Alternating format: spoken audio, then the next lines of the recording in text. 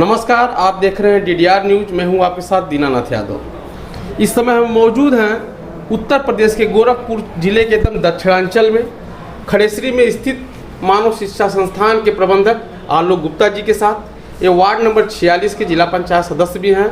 इस समय ये भाजपा के एक वरिष्ठ कार्यकर्ता के रूप में भी जाने जाते हैं, समाजसेवी के रूप में भी जाने जाते हैं। 2024 के लोकसभा का घमासान मचा हुआ है।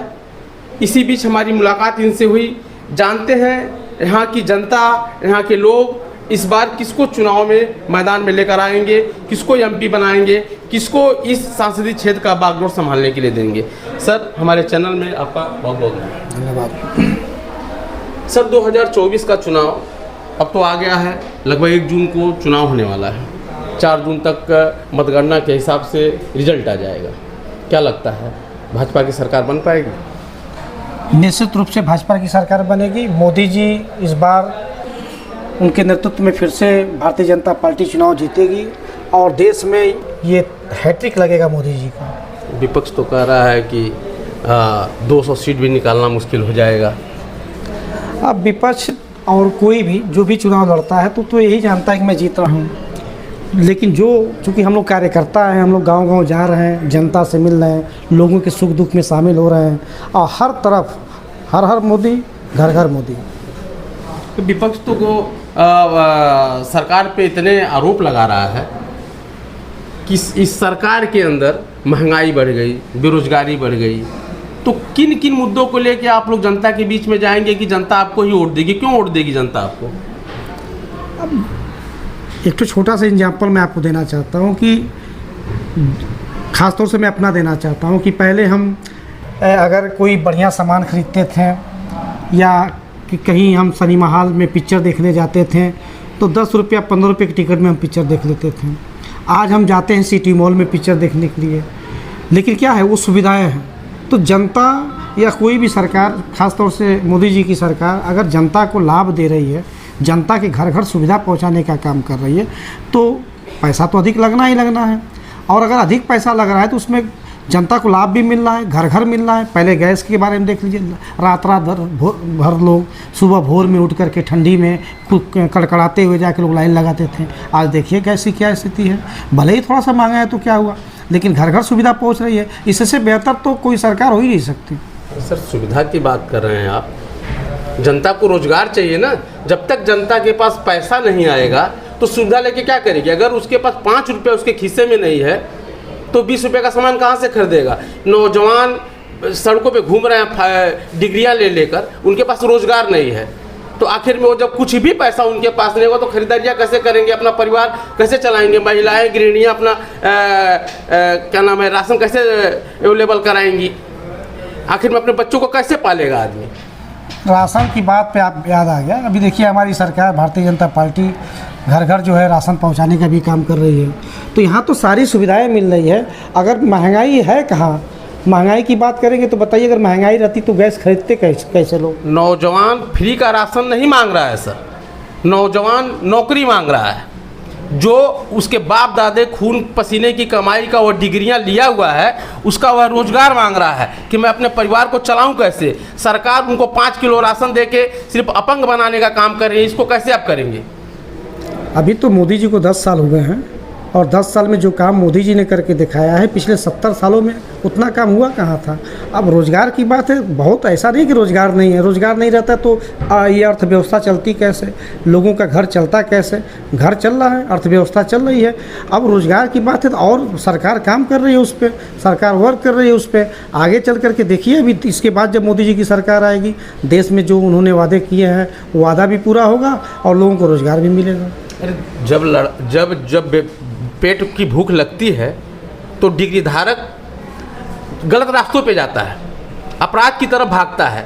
जब भूख लगेगी तो कोई ना कोई उस स्रोत खोजेगा कि हम कैसे खाएं, कैसे जिएं। जब तक वो नौकरियां देंगे तब तक तो युवा भाग जाएगा अपराध की तरफ। बहुत सारी नौकरियां मिली हैं, ऐसी बात नहीं है। ये तो विपक्ष वालों का केवल कहना है कि लोग बेरोजगार घूम रहे हैं। हमको देखिए, मैं बेरोजगार नहीं हूँ, मैं पढ़ा भी लिखा हूँ, ऐसी बात नहीं है। लेकिन क्या है कि अपने हाथ में भी तो हुनर होनी चाहिए। अब हम टोटल सारी आरोप हम सरकार के ऊपर सौंप दें कि थोप दे कि जो है कि हमको रोज़गार नहीं मिला। हम किस लिए हैं? अगर हमारे हाथ में हुनर है हम भी रोज़गार कर सकते हैं, हम भी मेहनत कर सकते हैं, और सब कुछ सरकार थोड़ी दे पाएगी। सरकार इतनी बड़ी व्यवस्था चला रही है। अभी देखिए गैस के बारे में देख लीजिए, रोड देख लीजिए, जहाँ बड़ालगंज से गोरखपुर 3-3 घंटा 4-4 घंटा, जब मैं आज के 15 साल पहले की बात कर रहा हूँ, 10 साल पहले की बात कर रहा हूँ, 2-2 घंटा 2.5 घंटा 3-3 घंटा लग जाता था। आज तो गाड़ी बैठिए अभी 1 घंटे में आप गोरखपुर पहुँच जाएंगे। तो इतनी सारी व्यवस्था, साथ में बिजली की व्यवस्था देख लीजिए, 24 घंटे बिजली आपके क्षेत्र में मिल रही है। इससे बेहतर और क्या चाहिए किसी से सरकार से? माफिया राज देख लीजिए। मैं तो दुकानदार भी हूँ, दुकानदार के साथ साथ जब मैं दुकान इसके पहले भी लगाता था, लोग आते थे गुंडाई करते थे दुकान पे, जो सामान लेते थे पैसा नहीं देते थे। गुंडागर्दी जो है चरम पे चल। आज देखिए सारे दुकानदार आज़ाद हैं, सारी बनिया बिरादरी, मैं तो बनिया बिरादरी से आता हूँ, पिछड़ी समाज से आता हूँ। मुझको तो कोई दिक्कत नहीं है आज के डेट में। सारी माफिया राज खत्म। योगी जी और मोदी जी सरकार रहेगी, निश्चित रूप से हर इंसान बेहतर अपने आप को महसूस करेगा। माफिया राज खत्म, न्यायपालिका झोले में।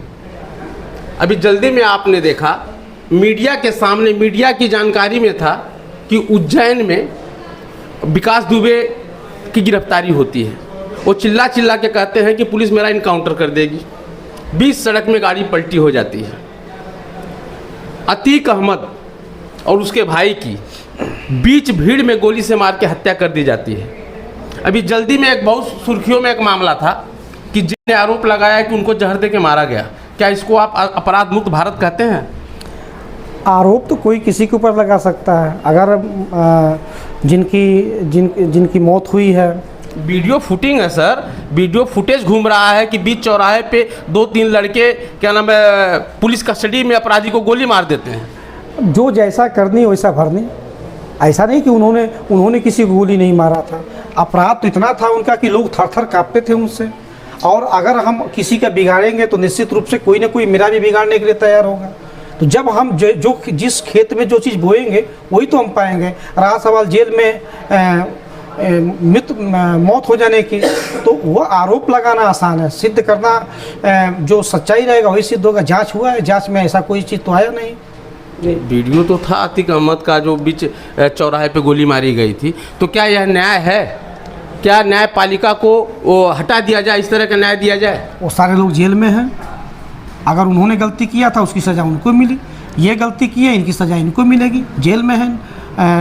न्याय होगा उनके साथ, जैसा जो करेगा वैसा भरेगा, जैसा जो करेगा वैसा भरेगा। अभी आप कह रहे थे कि गोरखपुर में एक हाईवे का निर्माण हुआ है, कई वर्षों से उसी सड़क का निर्माण किया गया, रीटेंडरिंग उसी कंपनी को दिया गया। क्या भ्रष्टाचार का बढ़ावा नहीं दिया जा रहा है? सब कुछ जांच हो रहा है, सारी चीज़ जांच में है। अब हमारे कहने से और आपके कहने से कोई चीज़ विपक्ष चिल्ला रहा है कि आखिर में जब वो कंपनी डिलिस्टेड हो गई है और वो जब मानक के अनुसार काम नहीं कर रही है तो फिर दोबारा उसी कंपनी को क्यों काम दिया जा रहा है? क्योंकि इसमें भ्रष्टाचार की बू आ रही है। भ्रष्टाचार विरोधी है कहाँ? जो आप कह रहे हैं कि विपक्ष बोल रहा है, विपक्ष है कहाँ? और जब चुनाव आया है तभी उनको नज़र आ रहा है, इसके पहले वो थे कहाँ? आज के पहले कभी सड़क के बारे में तो बोला नहीं उन्होंने। आज के पहले बड़ालगंज से गोरखपुर की जो सड़कें बनी हैं हमारे प्रधानमंत्री, हमारे योगी जी मुख्यमंत्री जी के सौजन से, प्रधानमंत्री जी के सौजन से, आज तक तो किसी ने उंगली उठाया नहीं। अब चुनाव आ गया तो उंगली उठना चालू हो गया। चुनाव आ गया नहीं सर, एक बहुत बड़ा स्लोगन चल रहा है, भाजपा सरफ भोग बन गई है। जो इसके अंदर नहा ले रहा है उसके सारे अपराध खलास हो जा रहे हैं, वो संत बन जा रहा है। ऐसी बात नहीं है। बताइए मैंने कोई अपराध किया है क्या? मैं तो आज के पहले कांग्रेस में था, उसके पहले मैं समाजवादी पार्टी में था, तो क्या मैं अपराधी था कि मैं भाजपा में चला आया? अभी जल्दी में एक महिलाओं का आरोप लगा था ब्रिजभूषण सिंह के ऊपर, उनको न टिकट देके उनके लड़के को टिकट दिया गया है। तो अपराध को वो तोप रहे हैं। अभी यही में देवगौड़ा के जो नाती हैं उनके ऊपर कई आरोप लगा है शोषण का, उसके बावजूद भी वो प्रधानमंत्री के मंच पे वो दिखे हैं इसके पहले। तो सारा कुछ जानते हुए भी अगर सरकार उस चीज़ को तोप रही है तो क्या सरकार अपराध को बढ़ावा नहीं दे रही है? अब देखिए उसके बारे में मैं बहुत कुछ नहीं कह सकता हूँ, सब कुछ जांच हो रहा है। वो हाई लेवल की, बड़े लेवल की बात है।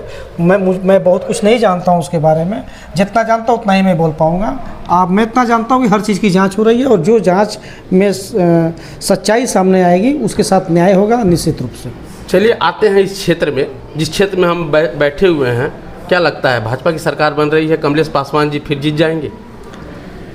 अगर आप इस क्षेत्र की बात कर रहे हैं तो इस क्षेत्र में आप भूल रहे हैं कि भारतीय जनता पार्टी के विधायक भी इसी क्षेत्र में हैं, नगर पंचायत के नगर अध्यक्ष भी इसी क्षेत्र में हैं। और आज देख लीजिए बड़हलगंज के नगर की स्थिति, सफाई 1 नंबर पे, बिजली का काम 1 नंबर पे। जहाँ कभी सड़कों पे बिजली लगी नहीं थी, आज देखिए चारों तरफ सड़कें चमक रही हैं बिजली से। रात को निकलिए रोड पे, देखिए एक सुई भी गिर जाएगा तो आपको मिल जाएगा। रहा सवाल विधायक जी का, तो इतने शानदार और जानदार विधायक जिस क्षेत्र में होगा, निश्चित रूप से उसका सांसद विजेता बन करके यहाँ से जाएगा। इसके पहले तो सांसद जी क्षेत्र में दिखते ही नहीं हैं। सांसद जी के निजी काम से 2-4 काम आप बता दीजिए कि जो निजी काम किए हुए हैं। मैं तो पहले भी कहा हूँ कि इसके पहले मैं दूसरे पार्टियों में था, समाजवादी में था, उसके पहले कांग्रेस में था। लेकिन जो बार बार इन लोगों के बारे में चर्चाएं मैं सुन रहा था, ख़ास तौर से कमलेश पासवान जी के बारे में, जो इस समय वर्तमान प्रत्याशी भी हैं और 3 बार विजेता भी रह चुके हैं। तो आपको बस सीधा सीधा एक ही जवाब मैं देना चाहूँगा कि अगर वो जनता के बीच में लोकप्रिय नहीं रहते, लोगों के सुख दुख में नहीं जाते हैं, लोगों के लिए काम नहीं करते, तो जनता उनको 3 बार वोट नहीं देती। और मुझको ये लगता है कि जितना शानदार और जानदार जो हमारे प्रत्याशी हैं कमलेश पासवान जी, जो पिछले 3 बार से सांसद हैं, इस बार भी वो चौका लगा करके जाएंगे, यहाँ से चौका लगा के जाएंगे निश्चित जाएंगे। पक्का। ये थे हमारे साथ मानव शिक्षा सेवा संस्थान के प्रबंधक आलोक गुप्ता जी, और इनका यह कहना है कि यहाँ के सांसद कमलेश पासवान जी अब चौथी बार भी एमपी की सीट निकाल लेंगे। नमस्कार, दीनानाथ यादव।